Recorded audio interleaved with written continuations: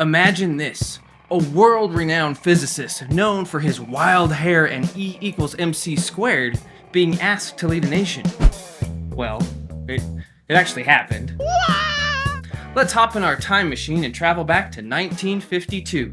Elizabeth II became the Queen of England, the Yankees clobbered the Dodgers to clinch their 15th World Series, and the US detonated the first ever thermonuclear bomb, codenamed Ivy Mike, on a tiny island in the South Pacific. And all of this happening a mere 32 years before AC/DC released their legendary Back in Black album. Okay, that doesn't have anything to do with Einstein, but AC/DC totally rocks, and if you don't know who AC/DC is, let me tell you right now, it doesn't matter if you're a Bon Scott fan or a Brian Johnson fan, you totally... Sorry about that, let's get back on track.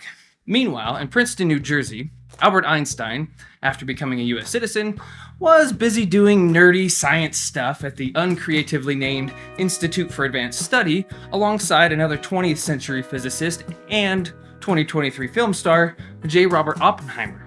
Across the globe, the first president of Israel, Chaim Weizmann, passed away, leaving the Israeli government to search for a new man for the job. Enter the Prime Minister David Ben-Gurion, who sent a message to none other than the brilliant scientist with the iconic hairdo, Albert Einstein. Maybe Ben-Gurion's big hair energy was attracted to Einstein's big hair energy, as described by Newton's fifth law of relativity.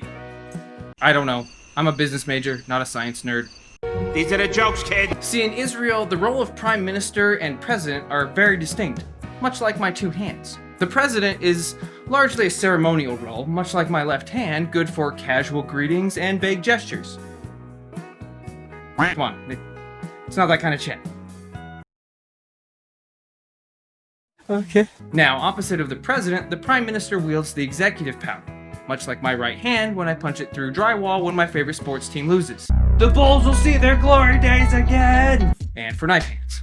So Einstein would have been more of a figurehead rather than a decision/knife hand maker. Although being a consistent supporter of Israel, Einstein wasn't key on a leadership role. Because he wasn't stupid. He had no intention of trading in his cozy life on the Jersey Shore for presidential duty. Politely declining, he wrote, "I lack both the natural aptitude and the experience to deal properly with the people." Not that that has ever stopped many politicians before, right? Like seriously, when is 2024 gonna be over? But can you imagine if he would have accepted? Cabinet meetings would be like, "Okay, but have you contemplated the quantum implications of this policy? To crack the housing crisis, we must first solve the unified field theory. And our tax policy? Let's make it relative." Disregard those accents. That was terrible. In all seriousness, Einstein's decision to not become president was probably for the best. But for a brief shining moment, the world almost had a President Einstein. Hey, can we MCU this thing and go steal a Einstein from another timeline and bring it back to our timeline? Call the TVA!